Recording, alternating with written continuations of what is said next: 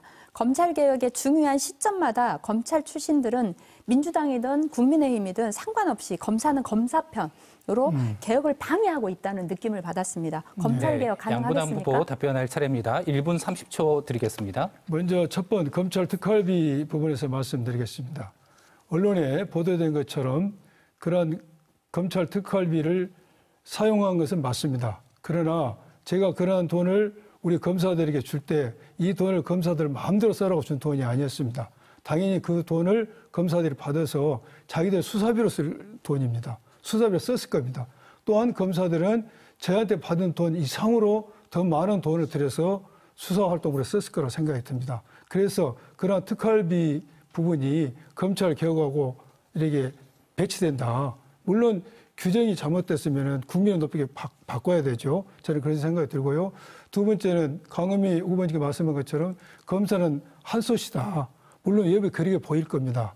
그러나 검사라고 해서 한 문구에 다 넣는 것은 무리라는 생각이 듭니다. 검사들 중에서도 서로 이념과 가치를 달리는 검사들이 얼마든지 있습니다.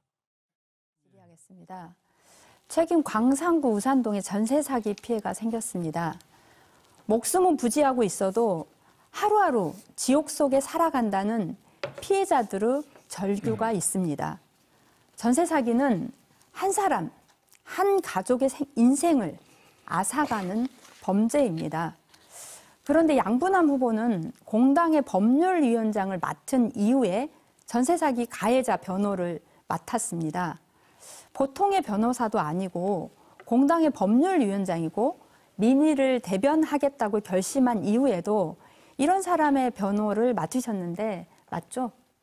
제가 전세 사기범을 변론한 사실이 있습니다. 그 점에 대해서는 다시 한번 사과를 드리고 제가 이 점에 대해서는 출범 시할 때부터 여러 번 제가 국민께 사과를 드렸습니다. 그런데 제가 처음 이 사건을 맡을 때는 전세 사기인지를 모르고 맡았어요.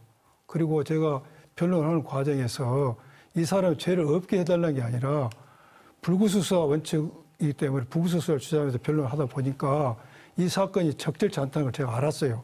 알고 나서 제가 수임한 지 45일인가 7일 만에 사임을 했습니다. 끝까지 간 것이 아니고. 그리고 그 당시 제가 변론할 때까지 이 피의자가 입혔던 피해는 제가 52명입니다. 400명이 아니고 52명이고 피해액은 121억이었습니다. 제가 사임한 이후에 추가 기소가 돼가지고 1000억이 되고 또 몇백 명 숫자가 늘어났는데 제가 그 부분은 관련이 없습니다. 제가 처음 변론할 때는 52명의 피해자였고 그러니까 52명도 정말 작은 숫자가 아니거든요. 물론 제가 그 변호사로서는 어떤 사건도 변론할 수 있습니다.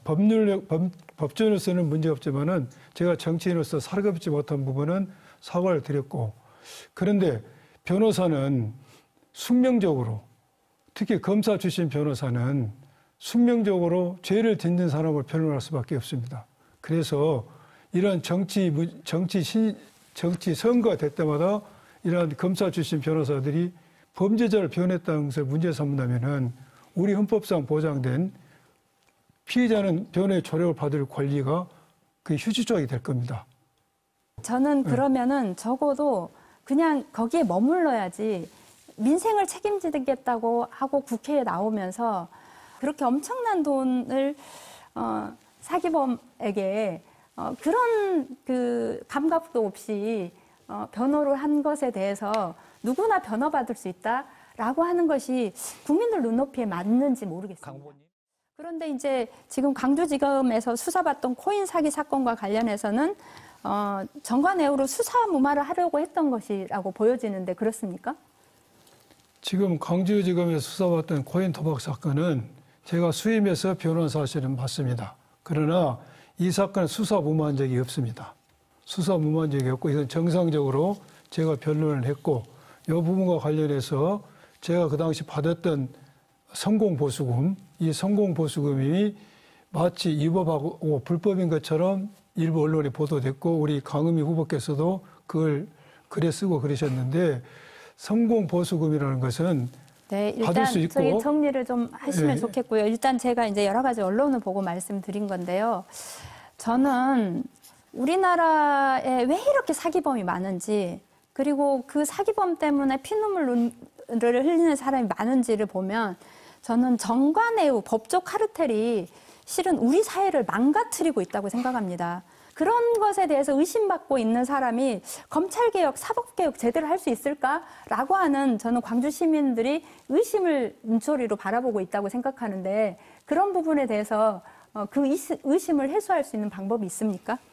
첫째, 코인 도박 관련해서 제가 성공보수 그 부분은 명확히 말씀드리는데 우리가 성공보수에 약정할 수가 있습니다. 그러나 의뢰인이 주지 않았을 경우에 청구할 수 없다. 민사상 청구권이 인정되지 않는다는 취지지 그것이 위법하거나 불법하다는 취지가 아닙니다. 그걸 제가 정리해 드리고 싶고 두 번째, 강은미 후보님이 말씀한 것처럼 우리 사회에 정관예우가 있으면 안 됩니다. 사법 카르텔이 되고 여기서 부패로 하기 맞습니다. 그러나 제가 고등검사장 출신에게서 당연히 저 사람이 맡은 사건은 전부 정관예우를 받았겠지. 이게 말씀한 것은 과도한 말씀입니다. 저 정관예우 받은 적 없습니다. 일단 제가 대부분은 들어보세요. 그렇게 판단하고 있다는 아니, 거고요. 제가 들어보세요. 자, 다음 또 다른... 다음은 양분남 후보 마찬가지로 시간은 1분 30초입니다. 일부 언론과 우리 강은미 후보께서 제기했던 문제를 제가 좀 설명을 드리겠습니다. 전세 사기 제가 변호한 것 깊이 사과드립니다. 그런데 제가 전세 사기인지 모르고 변론했고 그것을 안 뒤로 47일 만에 수임한 지 40일 만에 사임했습니다.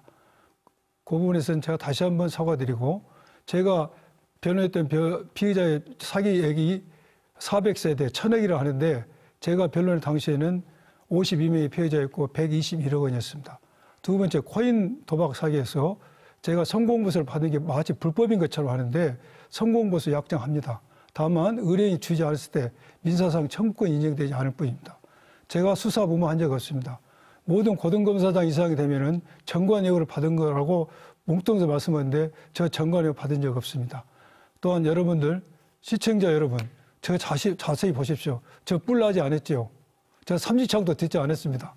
그런데 저를 허위사실로 머리에 뿔나고 삼지창 든 걸로 악마화해서 노고성에서까지 이렇게 방송하고 있는 참 현재의 선거 문화 매우 개탄스럽습니다.